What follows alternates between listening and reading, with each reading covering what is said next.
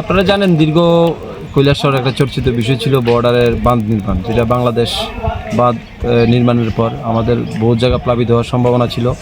তৎকালীন সময় এখানে মুখ্যমন্ত্রী সাহেবের হস্তক্ষেপে এখানে ইমার্জেন্সি টেন্ডার হয়ে কাজ হয়, যেটা এপ্রুভালের জন্য দীর্ঘদিন কাজ বন্ধ ছিল। তো গত সপ্তাহে এপ্রুভাল পাওয়ার পরে আমরা যথারীতি আজ 2 দিন হয়েছে কাজ শুরু করেছি। এটা শ্মশান ঘাট, জিরো লাইনের কাছাকাছি জায়গা। এখানে আগেও রাস্তা ছিল যেখানে ডেড বডি আসে, আপনি এখনও দেখতে পাচ্ছেন ডেড বডি এখানে জ্বালাচ্ছে। তো এই পরিস্থিতিতে আমরা এটাই ব্রিক সিলিং করছি যাতে ডেড বডিগুলি নিয়ে মানুষ ফ্লুয়েন্টলি আসতে পারে।